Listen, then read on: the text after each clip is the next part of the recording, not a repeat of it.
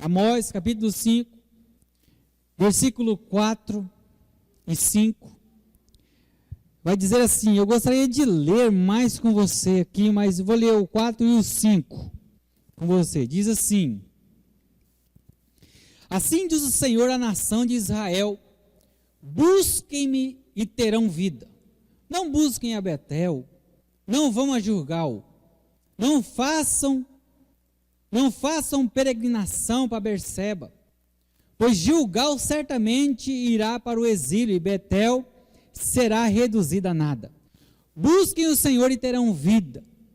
Do contrário, ele irromperá com seu fogo entre os descendentes de José e devastará a cidade de Betel, e não haverá ninguém ali para apagá-lo. Vocês estão transformando o direito em amargura e atirando a justiça no chão. Aquele que fez a Pleiades e o Órion, que faz da escuridão a alvorada, e do dia a noite escura, que chama as águas do mar e as espalham sobre a face da terra, Senhor é o seu nome. Ele traz repentina destruição sobre a fortaleza, e a destruição vem sobre a cidade fortificada. Vocês que odeiam aquele que defende a justiça no tribunal, e detestam aqueles que falam a verdade. Vocês oprimem o pobre e forçam a dar-lhe o trigo. Por isso, embora vocês tenham construído mansões de pedras, nelas não morarão. Embora tenham plantado vinhas verdejantes, não beberão de seu vinho. Pois eu sei quantas são as suas transgressões e quão grandes são os seus pecados. Vocês oprimem o justo, recebem suborno e impedem que faça justiça aos pobres nos tribunais. Por isso, os prudentes se calam em tais situações, pois é tempo de desgraça. Busquem o bem e não o mal, para que tenham vida. Então, o Senhor, o Deus dos exércitos, estará com você. Conforme vocês afirmam, odeiem o mal e amem o bem, estabeleçam a justiça nos tribunais. Talvez o Senhor, o Deus dos exércitos, tenha misericórdia dos remanescentes de José.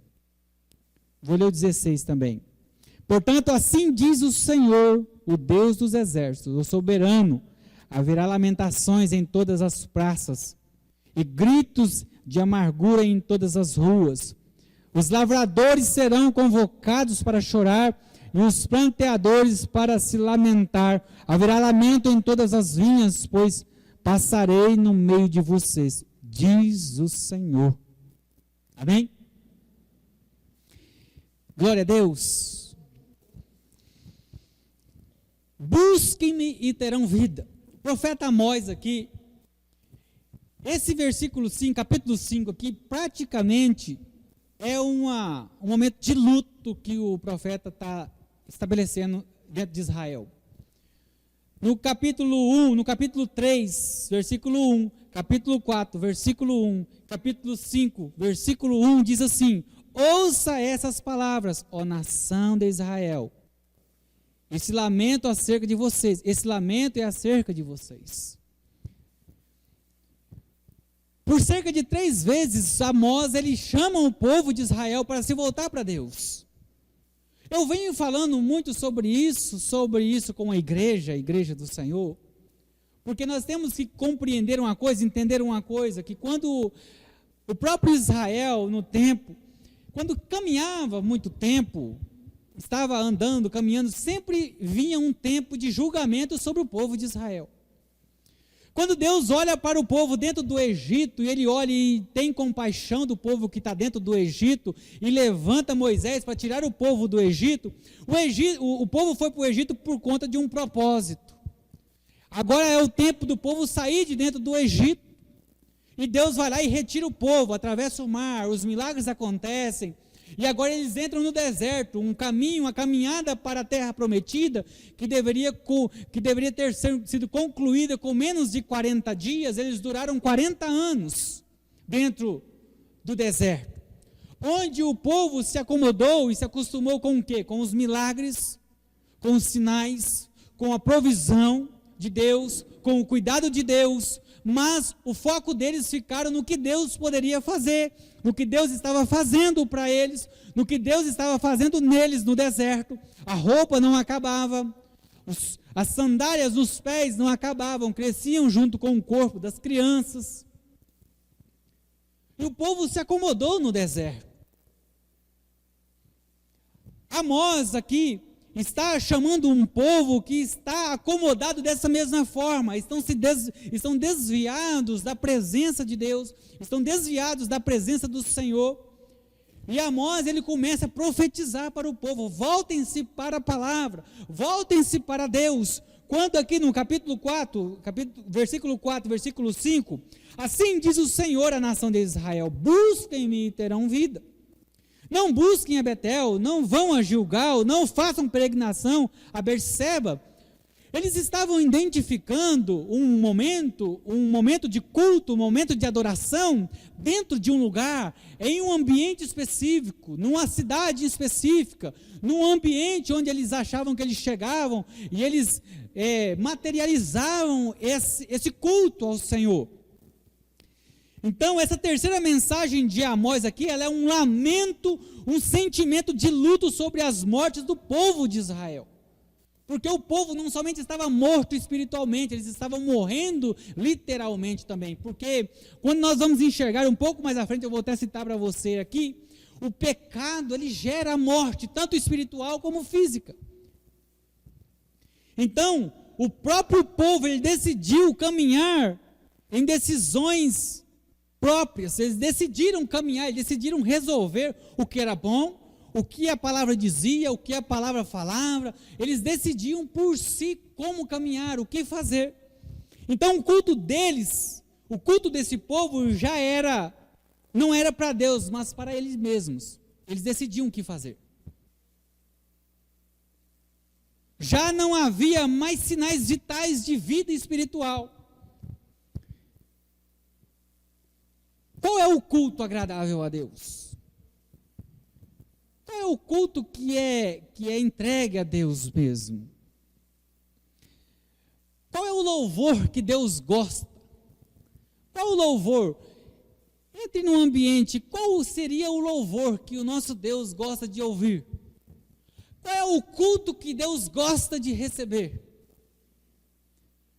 Se nós não tomarmos cuidado, nós começamos a estabelecer o culto que Deus gosta. Porque quando nós ouvimos um louvor que emociona o meu íntimo, é o louvor que eu acho que Deus está recebendo. Quando eu entro em um culto e eu me identifiquei com aquele culto, com aquele momento, eu entendo que Deus, Ele recebeu aquele culto por conta de que eu gostei do culto. Mas isso não significa que Deus recebeu essa adoração e que Deus recebeu esse culto, porque quem gostou do culto foi eu.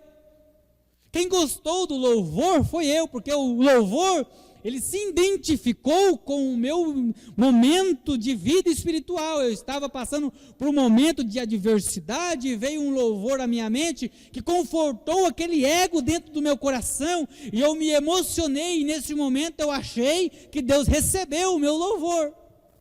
Então, quando nós encaixamos o nosso quebra-cabeça, nós falamos: Deus recebeu esse louvor, então Deus gosta dele. Não, eu gosto do louvor. Eu gostei do culto. Nós temos que identificar o que é que nós estamos fazendo como nação. E quando eu digo para você aqui como nação, porque eu estou dizendo para nós como povo de Deus, isso aqui não é uma palavra simplesmente para nós, é uma palavra para a igreja do Senhor. Amós aqui não estava falando para um povo específico, ele estava falando para a nação. A nação estava longe do Senhor e precisava se voltar para a palavra, precisava voltar para as suas origens. Eles não deviam sair e encontrar Deus em um ambiente, eles deveriam olhar para dentro de si e encontrar Deus dentro e não fora. Quantos estão me entendendo? Então o povo queria encontrar Deus em um lugar específico. Eles queriam ir para Betel, eles queriam ir para Berseba, eles queriam ir para Gilgal. Deus não está em um lugar específico. O diagnóstico que Amós faz aqui no versículo 3, assim diz o soberano Senhor, o soberano, o Senhor, a cidade que mandar 1000 para o exército ficará com 100, e a que mandar 100 ficará com 10. Amós aqui dá um diagnóstico aqui, de que a vida do povo de Israel estava morta cerca de 90%. 90% do povo estava morto, estava em agonia, estava longe do Senhor. E eu não vou ficar só nas minhas palavras nessa ministração, porque você pode acompanhar o capítulo 5 aqui, que você vai ver muitas coisas que nós estamos passando no nosso tempo, descrito aqui em Amós. Depois do versículo 16 aqui, você vai se identificar muito mais com o que estamos acontecendo como nação, no mundo também, não é somente como nação brasileira. Então, o diagnóstico de Amós aqui é de um povo que está 90% morto, não somente espiritual, mas estava morrendo fisicamente por conta da transgressão da sua caminhada, da falta de compreensão de onde buscar Deus, onde eu devo buscar o Senhor, onde eu devo me entregar a Deus, como eu devo entregar um louvor a Deus, qual é a minha adoração, como eu devo entregar o meu culto, como é que eu entrego um culto ao Senhor. Eles já predeterminaram como seria o culto e entregavam como se Deus recebesse. Você vai enxergar no final do capítulo 5 ali, Deus falando assim, ó, não vai me importar o que você vai trazer como oferta, não vai me importar o que você vai entregar como oferta viva, que eu não vou receber. Ele está aqui, um sentimento de repreensão. Você olha para Amós aqui, mas Amós está com um sentimento de luto, de carinho com o povo. Porque Deus aqui, nesse momento, irmãos, Ele não somente está chamando o povo para voltar para Ele, para voltar para a palavra dEle. Deus está aqui dando uma chance, porque você vai olhar para o texto também, e você vai ver Deus falando assim, ó, não me interessa se você volta ou não, eu vou vir.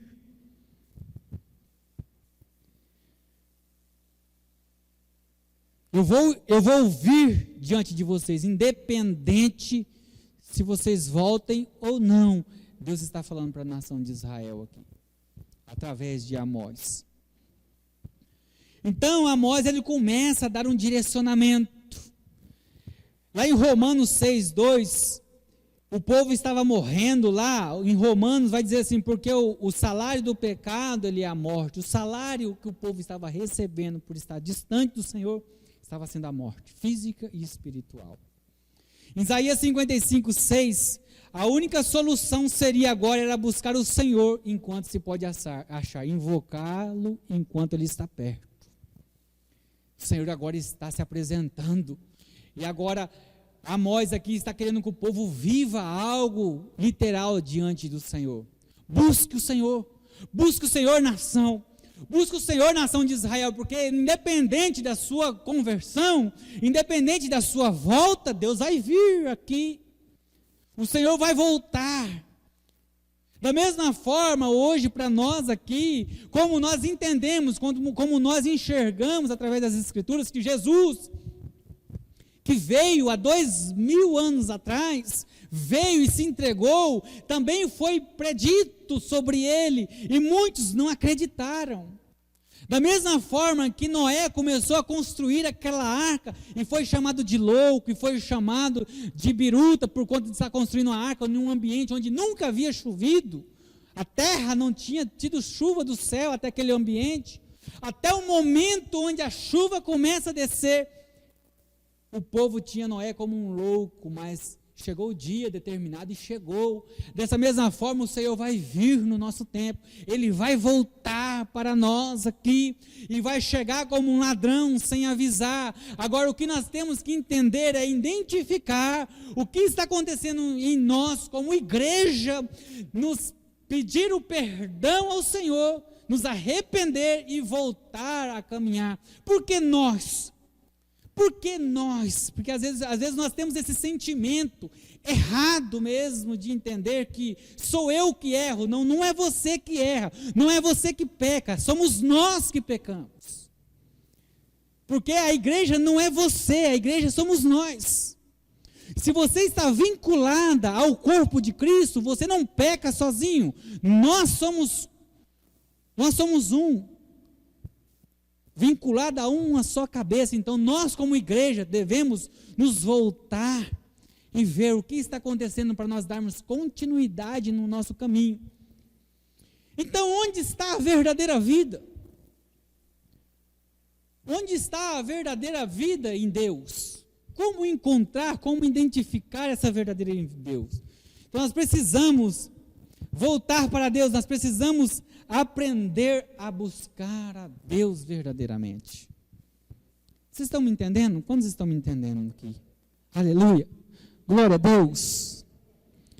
Então nós vamos meditar em como buscar a Deus e ter uma vida verdadeira no Senhor, ter uma vida verdadeira no Espírito Santo de Deus aqui na terra. A primeira coisa que eu quero meditar com você aqui é buscar a verdadeira adoração. Devemos buscar a verdadeira adoração. Qual é a verdadeira adoração? Capítulo 4 a 6. Assim diz o Senhor à nação de Israel: busquem-me e terão vida. Não busquem a Betel, não vão a Gilgal, não façam perseguição, não façam peregrinação para Berseba, pois Gilgal certamente irá para o exílio e Berseba será reduzida a nada. Busquem o Senhor e terão vida. Do contrário, ele irromperá como um fogo entre os descendentes de José e devastará a cidade de Betel e não haverá ninguém ali para apagá-lo. O povo queria buscar Deus num local, em um lugar específico, em um ambiente. Isso aqui é válido, esse ambiente é válido, é um lugar onde a igreja se reúne, onde a igreja se acomoda para comungar com a ceia. Isso aqui tem que acontecer, isso aqui é verídico. O que nós não podemos é cultuar o local e não o Deus que nos reúne no local. As pessoas começaram a cultuar os locais e não o Deus que os fazem reunir no local. Então, a presença de Deus, ela é sentida quando nós adoramos Ele verdadeiramente. O que é adorar o Senhor verdadeiramente? Adorar a Deus, nós temos o entendimento de adorar a Deus como um louvor no altar, cantar, um hino. Isso somente não é adorar a Deus. Quando nós queremos entregar um louvor, entoar um louvor a Deus, ele é recebido, sim, não estou dizendo que não, só estou dizendo que o louvor não é isso somente. O louvor é nossa entrega como sacrifício vivo, é a entrega da nossa vida a Deus como sacrifício vivo, é o fugir do pecado, é o fugir das maldades desse mundo, é o fugir das transgressões desse mundo. Isso é adorar a Deus. Mas o ensinamento religioso, o ensinamento que a religião ensina é que esse ambiente aqui é um ambiente sagrado e devemos ter um respeito, sim, por conta do momento. Mas não é isso aqui no literal é que nós devemos cultuar esse ambiente, o local aqui, não. É como nós estamos aqui. Porque às vezes nós achamos que é o levita que adora, é o levita que leva a igreja a adorar. Não, é a unção que o levita tem dentro de si, a partir do momento que ele começa a adorar a Deus com seus atos, com seu olhar, com a sua fuga do pecado, a vida dele se enche de unção e inunda o lugar onde nós também fazemos esse tipo de adoração. A adoração, ela vem de um ato específico interior, não vem de um ato externo, porque nós identificamos a adoração como algo que nós falamos, e o falar sem um ato interno, ele não vale de nada.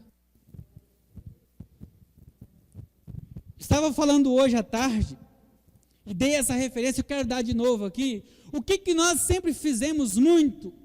Pastor Paulo Borges, ele fala algo extraordinário que me marcou nessa referência que ele dá, eu quero falar com você aqui.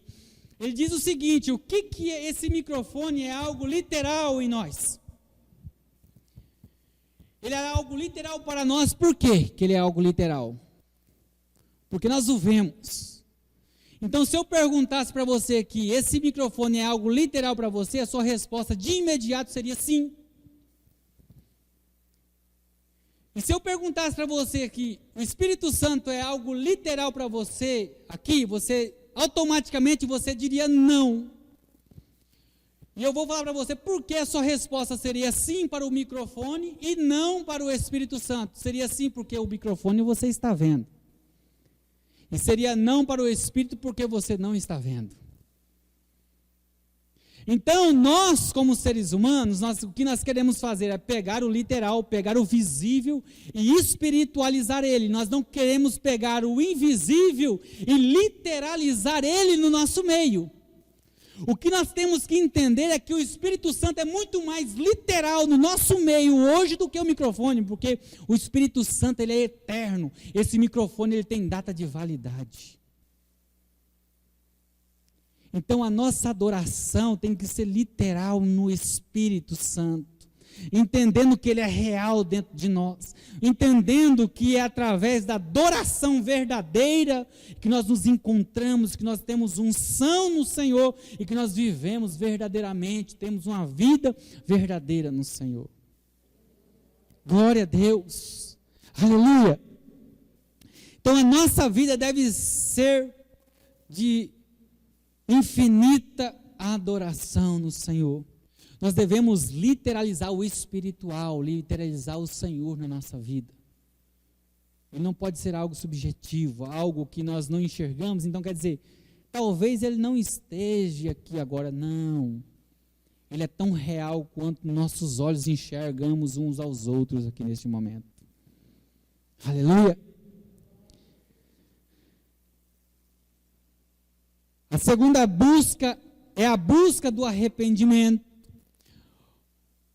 Amós aqui, ele identifica que há falta de adoração, há uma contradição na adoração do povo. Ele chama o povo a voltar a adorar o Deus verdadeiro. Não precisam ir a Betel, não precisam sair da cidade. Encontre o Senhor na palavra que vocês esqueceram. E Amós identifica outras coisas também, identifica as injustiças que o povo vivia e pede para que o povo volte ao arrependimento.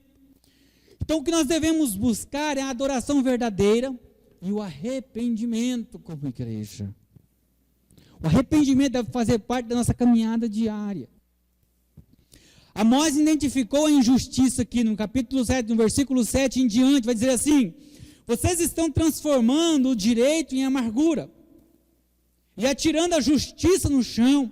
Aquele que fez a Pleiades e o Órion, que faz da escuridão a alvorada, do dia a noite escura, que chama as águas do mar e as espalha sobre a face da terra, Senhor é o nome dele. Senhor é o seu nome. Ele traz repentina destruição sobre a fortaleza, e a destruição vem sobre a cidade fortificada. Vocês odeiam aquele que defende a justiça no tribunal e detestam aquele que fala a verdade. Vocês oprimem o pobre e forçam-lhe a dar o trigo. Por isso, embora vocês tenham construído mansões de pedra, nela não morarão. Embora tenham plantado vinhas verdejantes, não beberão do seu vinho, pois eu sei quantas são as suas transgressões e quão grandes são os seus pecados. Vocês oprimem o justo, recebem suborno e impedem que faça justiça ao pobre nos tribunais. Isso está acontecendo no nosso país ou não está? Muitas coisas do que nós estamos enxergando. Quando Amós identifica isso no povo, ele fala assim: nós temos que nos arrepender, porque Deus ele está de olho. Deus ele não está de olho no que eu entendo, Ele está de olho no que Ele disse na palavra que nós devemos viver, não é sobre o que eu entendi nela. Esses povo de Israel aqui, eles entenderam algo, eles entenderam que eles estavam no caminho certo, eles entenderam que eles estavam vivendo na palavra, eles entenderam que eles tinham que buscar Deus em um determinado lugar, e eles estavam fazendo isso, mas Amós vem e fala o seguinte, fala, olha, vocês estão cometendo injustiça, e vocês estão com inversão de valores, vocês estão com rebelião contra a verdade, vocês estão oprimindo os pobres, os menos favorecidos, vocês estão com corrupção, com suborno, vocês têm que se arrepender. E é por isso que nós temos que olhar para a nossa nação e identificar o remanescente, identificar qual é o erro e voltar à palavra. Pedir o perdão ao Senhor, independente, o erro é meu, não, se você está caminhando no certo, nós temos que pedir o perdão como nação, porque não é sobre mim, não é sobre o que eu faço, não é só sobre onde eu ando, onde eu vou, o que eu olho, o que eu pego, não, é sobre nós, o que nós fazemos, sobre o que nós falamos, sobre o que nós sentimos, sobre onde nós olhamos. Então, não é sobre mim, não é sobre eu. Aquele dia eu até comentei aqui, Jesus, ele não veio somente por mim, ele não veio por mim, ele veio por nós. Ele não morreu por mim, ele morreu por nós. Então não é sobre mim, é sobre nós. Não sou eu que vou para o céu, somos nós que vamos para o céu. Nós temos uma dificuldade como igreja, de olhar para uma prostituta, para olhar para um traficante, para olhar para um mentiroso, e olhar ele como um irmão. Nós olhamos para ele como um futuro irmão, mas não olhamos ele como um irmão. Ele não vai se tornar seu irmão, ele já é seu irmão. Nós chegamos até as pessoas e as tratamos como uma pessoa que está distante do corpo. Ela não está distante, ela está em. Eu não me tornei filho de Deus, eu já era filho de Deus, eu só não sabia. Você nunca se tornou filho, você já era, você só não sabia. Então, quando nós olhamos para alguém, nós temos que olhar como um filho de Deus, como um irmão em Cristo. Quando você evangelizar alguém, você evangeliza como alguém que já faz parte, não como alguém que vai se tornar parte. Pastor, mas como assim? A Bíblia não fala que a gente tem um momento de conversão? Sim. Ela tem sim um momento de conversão. É um momento que nós entendemos e compreendemos, mas Deus, Ele nos fez para a glória dEle, Ele nos fez para morar com Ele. Ele não fez um pouco para a perdição eterna. Ele nos fez para ser filhos de Deus. Então é por isso que nós temos que olhar e evangelizar, chamar as pessoas e tratá-las como filhos de Deus, não como aquele que já está perdido, que é filho das trevas. Não somente como isso, nós temos que olhar para ele como um irmão. Por que nós, só para dar uma para clarear mais a sua mente em respeito a uma coisa. Eu e você devemos olhar para a prostituta como um canal de vida para ela, não como um canal de alimento para mim. Porque quando eu olho para ela com o olhar de irmão, eu estou identificando nela um divisor de águas, como um parente em Cristo, como eu vou fazer a diferença nela como irmã, não ela como um alimento.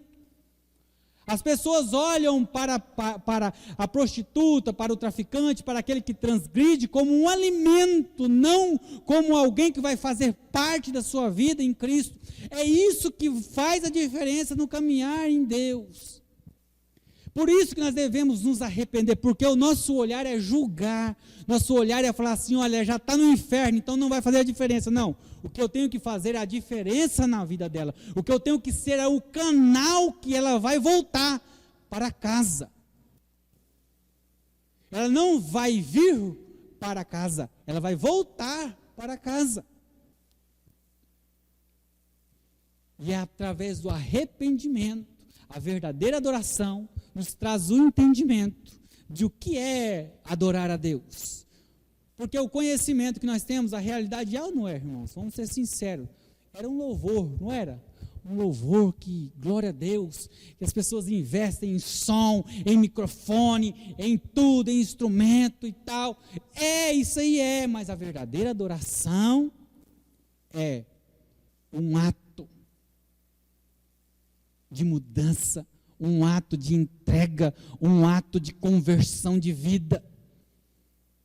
O arrependimento nos faz entender o que nós podemos fazer para o mundo, não que nós já fomos separados, glória a Deus, já estou separado, o céu já é para mim, está entendendo como que a conversa é essa? O céu é para mim, eu já estou no céu, o outro ali não quer aceitar Jesus, o problema é dele, ele é quem sabe da vida dele. Não, irmãos, é minha, ele é responsabilidade minha, porque eu tenho que ser canal, eu tenho que ser a diferença na vida dele. Eu tenho que ser uma escada para ele, porque não é ele fora, é ele dentro.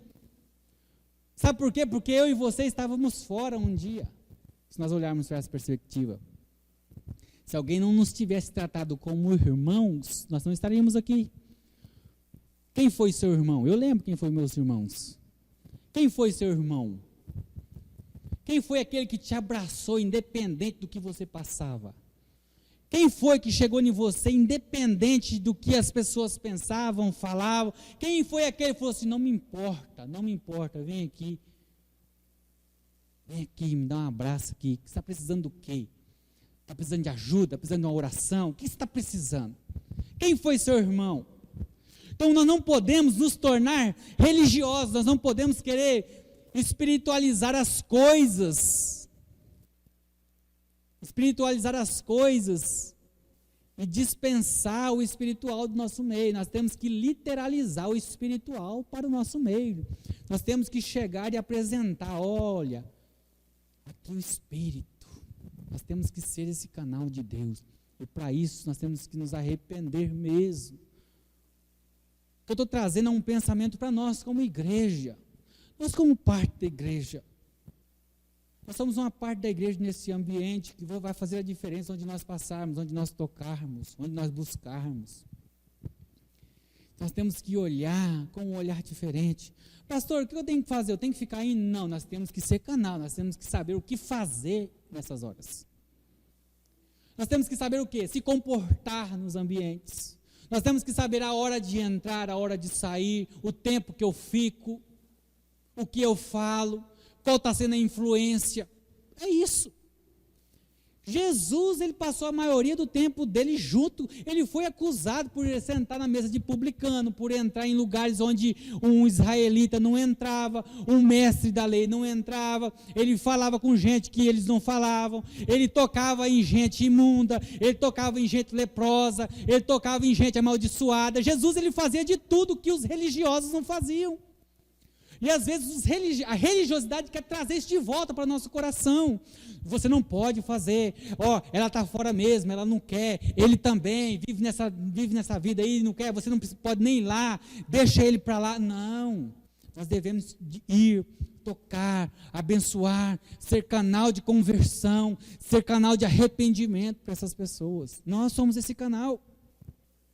Se Jesus não tivesse ido naqueles 10 leprosos, se Jesus não tivesse ido na beira do tanque de Betesda, se Jesus não tivesse tocado nos olhos do cego, se Jesus não tivesse ido à casa do centurião, se Jesus não tivesse feito a diferença na vida de Paulo, onde ele fez uma diferença enorme dentro do evangelho, um dos que mais escreveu carta para as igrejas, se Jesus não tivesse ido ao encontro desses homens, o que nós teríamos hoje? Então nós somos aquele que tem que entrar mesmo, nós somos aquele que tem que ir à frente, nós somos aquele que vamos entrar no ambiente do inferno e trazer luz, e trazer paz, e trazer alegria. Nós somos esse canal. Nós não, irmãos, vocês estão me entendendo o que eu estou dizendo, que a igreja está falhando? Porque nós estamos saindo, nós estamos recuando. A igreja fala, a Bíblia fala que nós temos que ir ao encontro da porta do inferno. Não é só ir ao encontro e segurar a porta, não, é arrombar e entrar. É entrar no ambiente do gigante, amarrar o gigante e retirar o que ele roubou.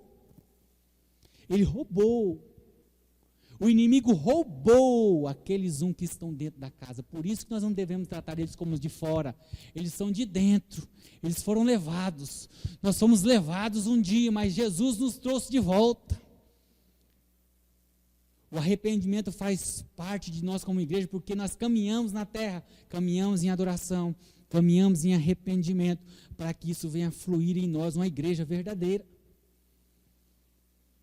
Eu não estou aqui isento de pedir perdão, pedir, me arrepender de pecado, porque o meu pecado não é sobre mim, é sobre nós.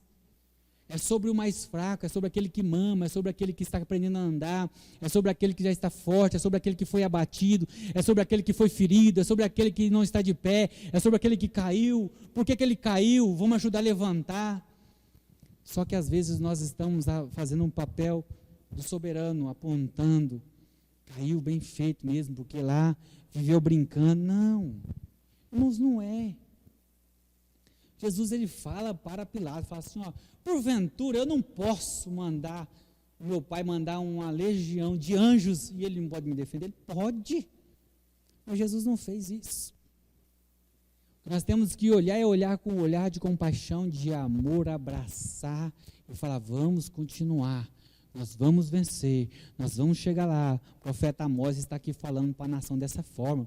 Por mais que eu já avisei vocês antes, para voltar à palavra, por mais que eu já disse para vocês, olha, eu estou aqui mais uma vez falando, e Deus já me falou, e eu estou passando para vocês um recado de Deus, independente se vocês vão me ouvir ou não, Ele vai vir, Ele vai voltar, Ele vai vir colocar a mão. Então, João 16:8, o Espírito Santo quer gerar um arrependimento em nós. O Espírito Santo é quem gera o arrependimento. É o Espírito Santo quem vai gerar o arrependimento naquele que nós vamos dar a mão, aquele que nós vamos nos compadecer, aquele que nós vamos ministrar, aquele que nós vamos lançar a palavra. É o Espírito de Deus, não somos nós. É porque nós queremos no nosso tempo. Mas não é sobre nós, não é sobre mim, não é sobre o que eu quero. É sobre o que Deus tem. Então, o arrependimento gera em nós uma busca a Deus. Quando nós nos arrependemos, nós buscamos mais a vontade do Senhor. E quero concluir com você aqui. Versículo 14, versículo 15. Devemos buscar a conversão. Versículo 14 e 15. Busquem o bem e não o mal, para que tenham vida. Versículo 15. Odeiem o mal e amem o bem. Estabeleçam a justiça nos tribunais. Busque o bem e não o mal. Aborrecei o mal e amem o bem. O que nós devemos aborrecer? A inversão de valores. Versículo 7. A rebelião contra a verdade. Pregação que só sobre nós, é sobre eu, é sobre o que eu tenho, é sobre o que eu preciso, é sobre mim, é sobre a minha cura, é sobre o meu milagre, é sobre a minha casa, é sobre o que aconteceu comigo essa semana, é sobre o que eu quero para mim amanhã, é sobre mim, é só sobre mim. Não. A opressão aos pobres e aos menos favorecidos, corrupção, suborno, buscar o bem, conversão. Nós temos que ser esse canal para o mundo. As pessoas não podem encontrar em nós o mal. Se elas nos tratam mal, elas não podem encontrar o mal em nós, como retorno. Nós devemos nos converter. Como igreja, nós devemos viver na literalidade o que a Bíblia nos diz. Então Amós chama todo Israel a se converter de sua maldade e procurar o que é bom. Então a conversão só pode acontecer quando Deus age na nossa vida. O Espírito Santo ele vai gerar isso em nossa vida. Então Amós ele adverte que o encontro com Deus era inevitável. No versículo 12 aqui, quero meditar com você aqui nele aqui. Pois eu sei quantas são as suas transgressões e quão grandes são os seus pecados. Vocês oprimem o justo e recebem suborno e impedem que se faça justiça aos pobres nos tribunais. independente, Deus viria com condenação e com justiça diante do povo. A conversão é algo mais razoável a acontecer nesse ambiente aqui, para eles, para o povo aqui de Israel. Mas, independente se eles se convertem ou não, se eles voltam atrás ou não, Deus viria com justiça em respeito ao que eles estavam fazendo.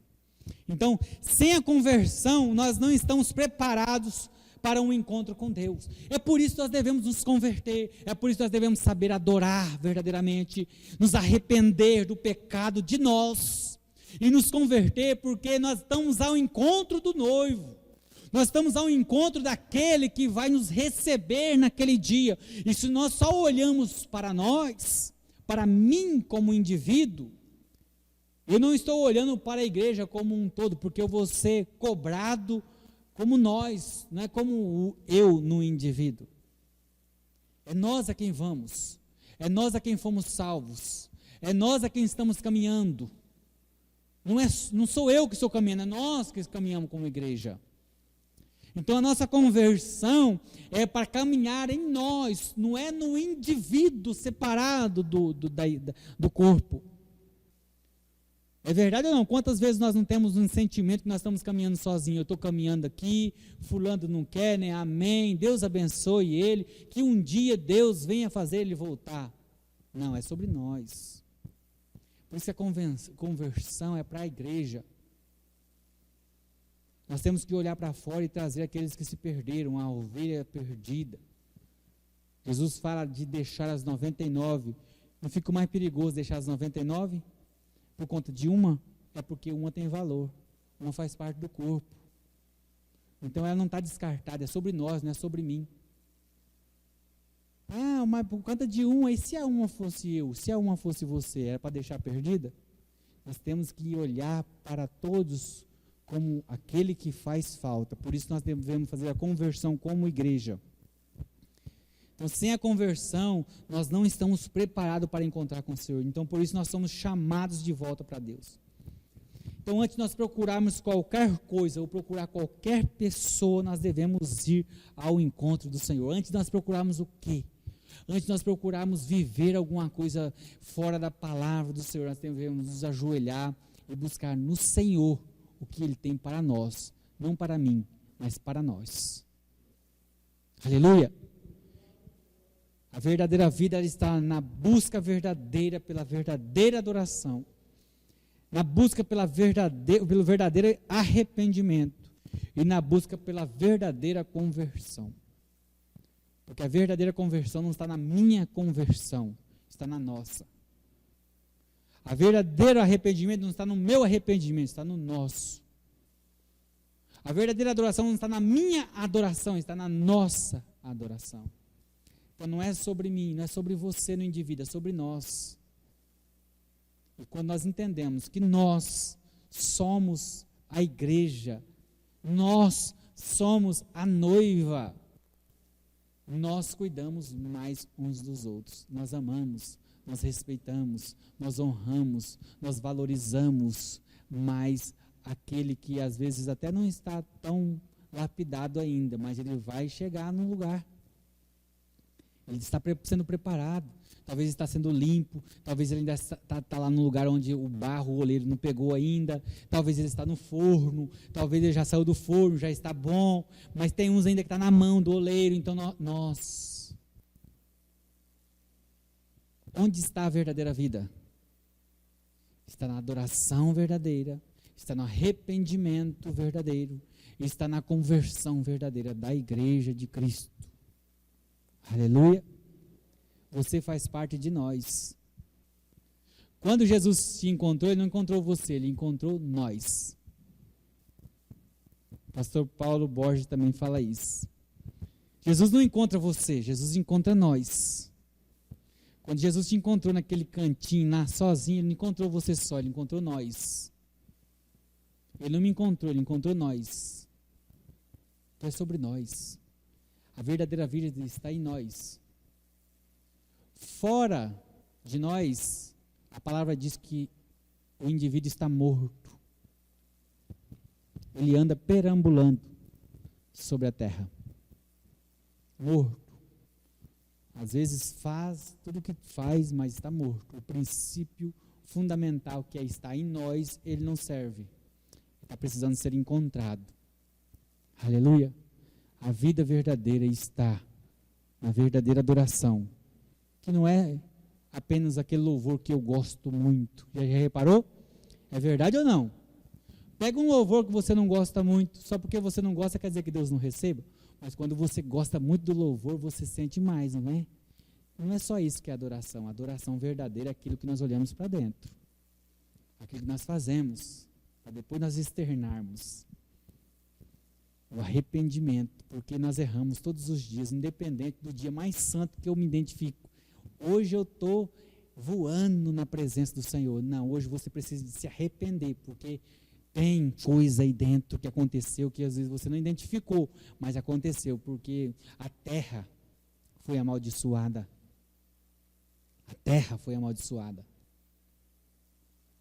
Nós devemos nos converter como igreja e voltar para a primícia. Aleluia! Nós estamos aqui para isso. Fique de pé um minutinho.